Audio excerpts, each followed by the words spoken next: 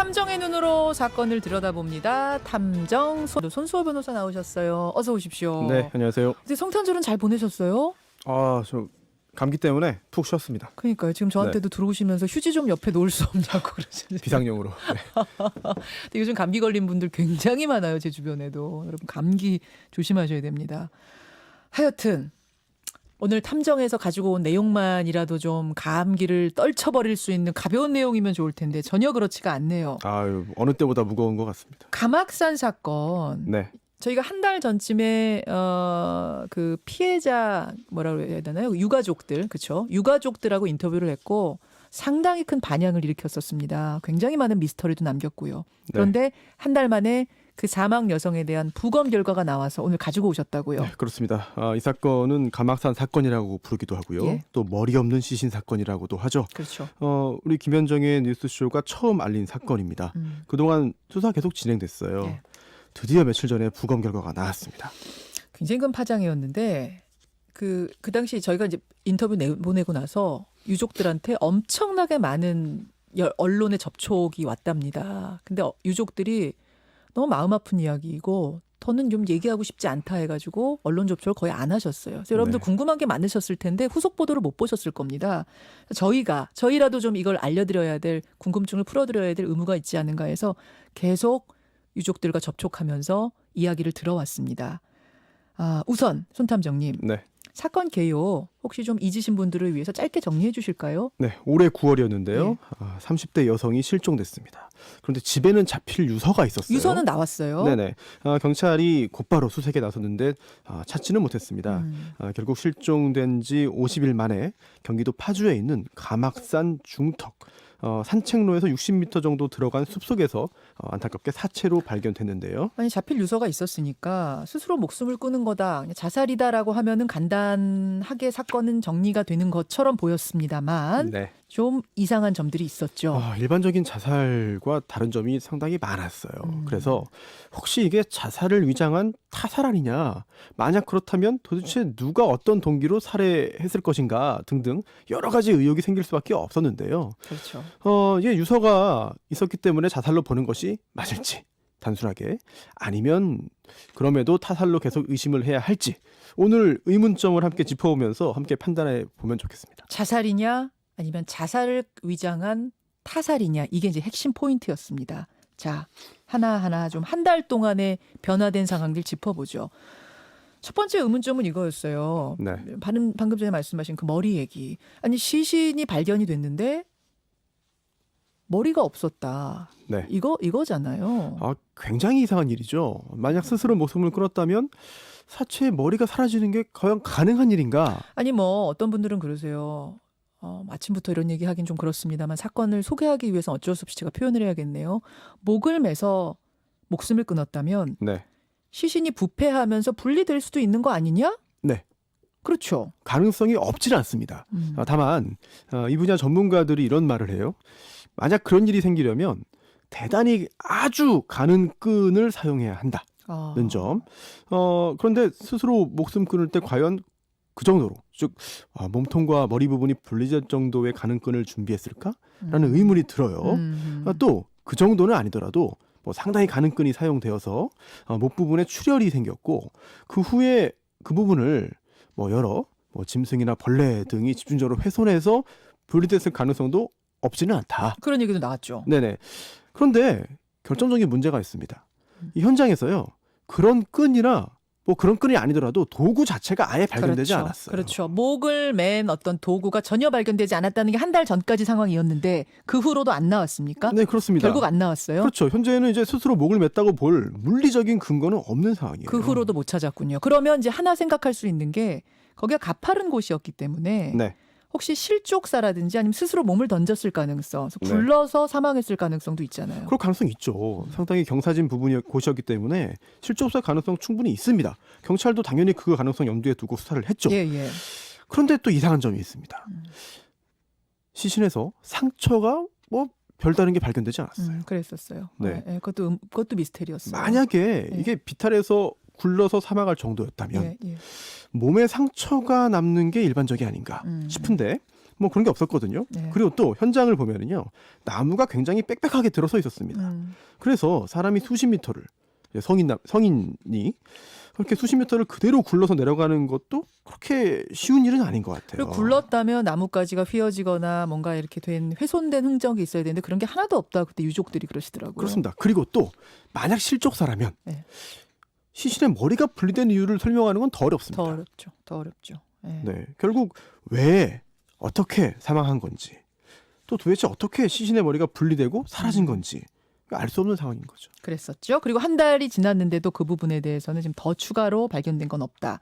그럼 또 하나 의문점. 네, 그러니까 몸통 시신을 발견을 했는데 네, 유족들한테 경찰이 머리가 없다는 사실을 감췄다라는 게 또 하나의 의혹이었잖아요. 왜 그랬는가. 그렇죠. 머리가 발견되지 않았다는 걸 숨기고 화장을 하도록 권유했다라는 이 부분. 네. 이 부분에 대해서는 일부러 감춘 거냐 아니면은 뭐 소통에 문제가 있었던 거냐, 이제 커뮤니케이션에 오해가 있었던 거냐. 이 부분은 한 달 동안 어떻게 정리됐습니까? 사실 이 사건이 더욱 큰 충격을 준 게 바로 조금 전에 말씀해주신 그 의혹 때문이거든요. 그거였죠. 네, 예. 경찰은 유족들에게 분명히 이야기했다고 주장을 하고요.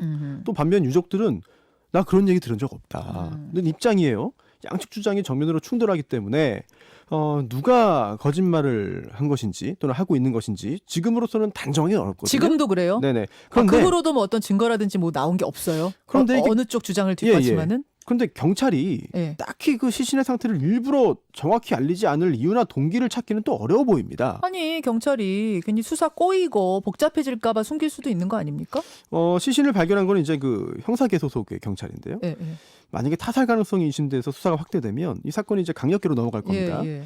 그런데 이 형사계 경찰이 굳이 이 중대한 사실을 유족에게 감출 이유가 무엇이겠는가? 그러니까 귀찮아서 이걸 덮고 넘어가려고 네. 했다라면 본인이 그 일을 맡게 돼야 되는 게 되는데 그렇지도 않아요. 원래 이게 타살이 되면은 소속이 바뀌어 버려요. 네네, 강력계로. 그렇습니다. 네. 그리고 또 환경을 또 살펴봐야 되는데 예, 예. 경찰이 감추고 싶었다고 가정하더라도 감추기 어려운 환경이 있어요. 그건 무슨 말입니까? 일단 변사체가 발견되면 이제 검안 의사가 상태를 확인하고 또 예. 부검까지 진행이 되죠. 예, 예. 그 과정에서 여러 사람이 확인하고 또 공식 기록을 남깁니다.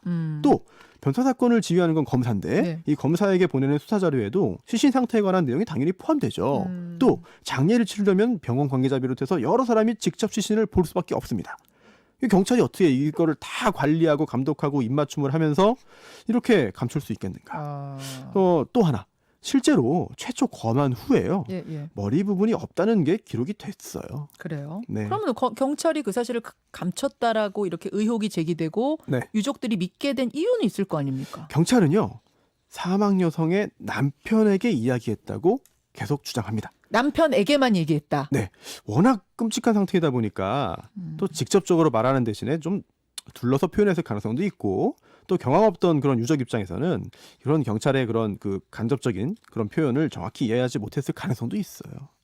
그럼 솜탐정의 이제 추정으로는 경찰이 얘기를 하긴 했는데 직접적으로 말하지 않고 애둘러서 말하면서 그것도 남편한테만 얘기한 것이 의사소통의 어떤 뭐라고 해야 되나요? 오해를 불러일으켰다? 경찰이 이야기하지 않을 가능성이 있습니다만 매우 낮을 것 같고 가능성은. 그리고 또 남편이 혼자 들었지만 남편이 제대로 이해하지 못했을 가능성이 있고 또는 남편이 듣고 이해를 했지만 모종의 이유로 다른 유족들에게 알리지 않았을 가능성이 있고 아니면 남편이 듣고 알렸지만 다른 유족들이 기억하지 못할 가능성도 있는 거죠.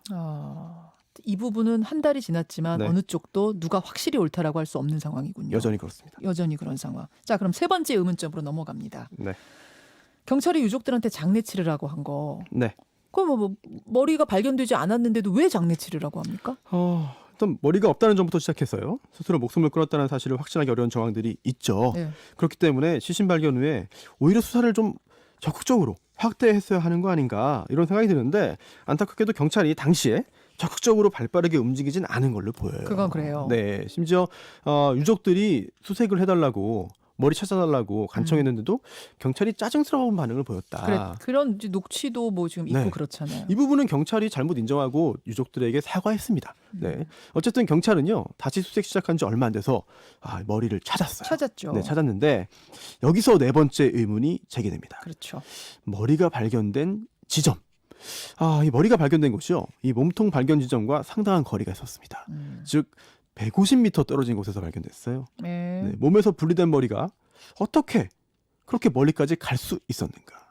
이게 자연적으로 이동한 것인가? 그러니까 아까 말씀하셨다시피 뭐 굴러 떨어져서 이 시신이 굴러 떨어지는 져서 숨졌다고 하더라도 자살이라고 하더라도 네. 어떻게 그렇게까지 많이 머리만 굴러가느냐 요거였잖아요. 일단 굴러갔다는 것도 사실 짐작이죠. 예, 가능성 중에 하나인 것이고요.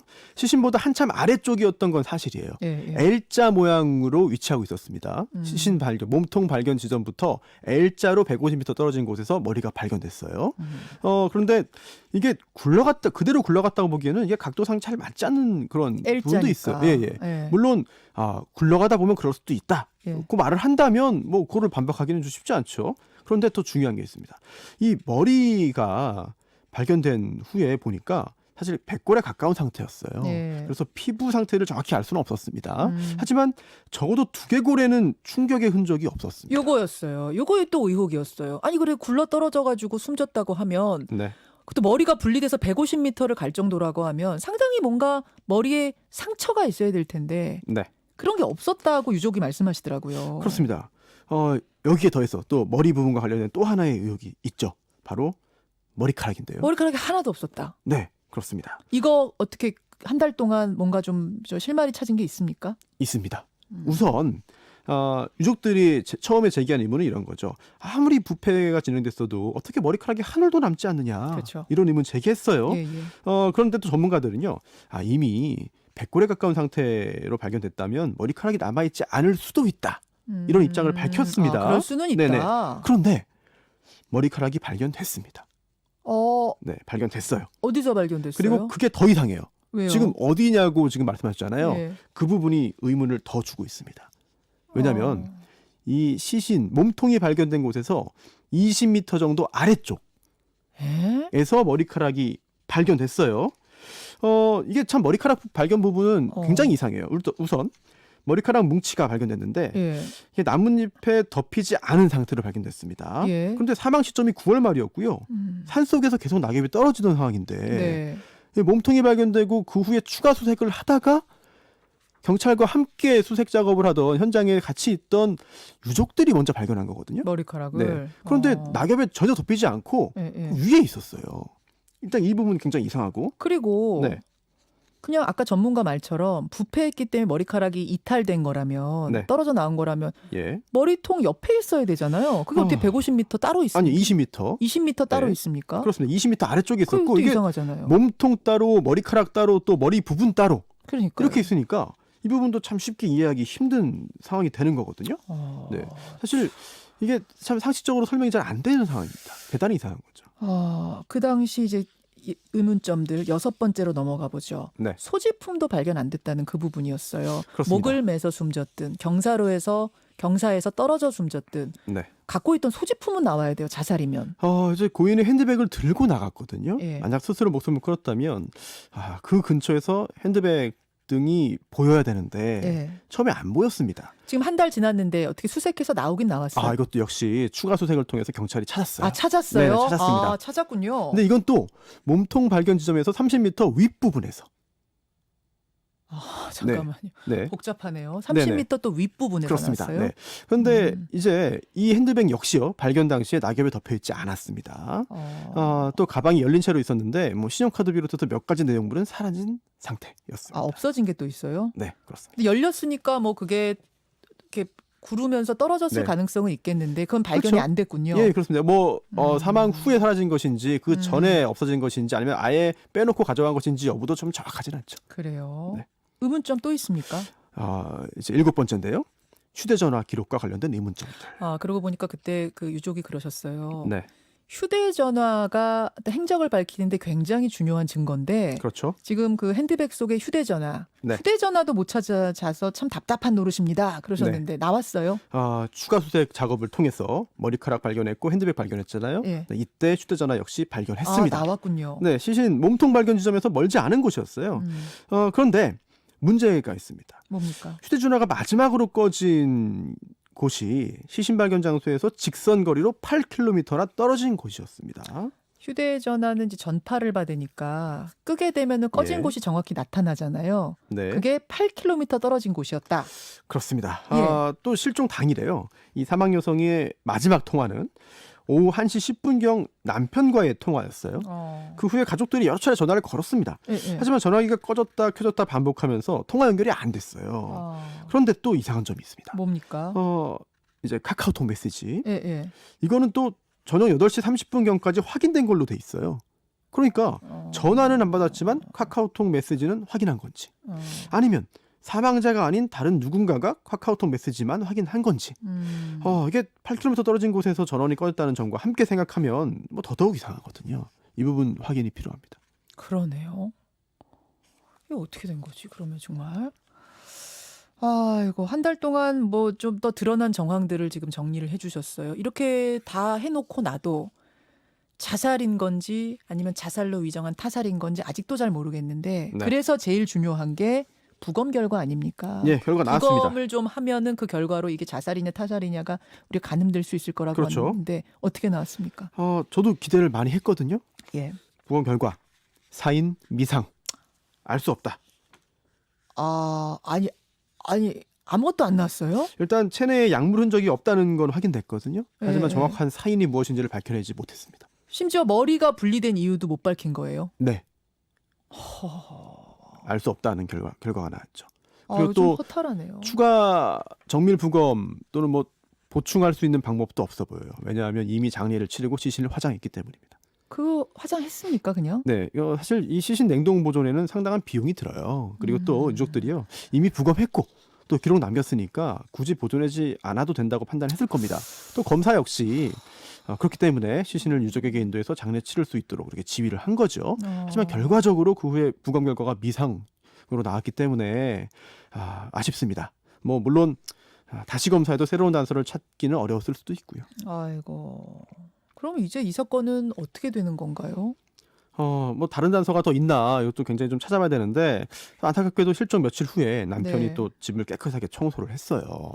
이거는 그때 이것도 좀 미스테리였잖아요. 남편이 예. 부인이 실종된 지 50일 만에 결국은 찾은 건데 네. 집 청소는 며칠 후에 다 해버렸다 해가지고. 지금은 또 가구 짐 다 뺀 상태인데요. 뭐 이사하려면 어쩔 수 없었다는 이야기를 합니다.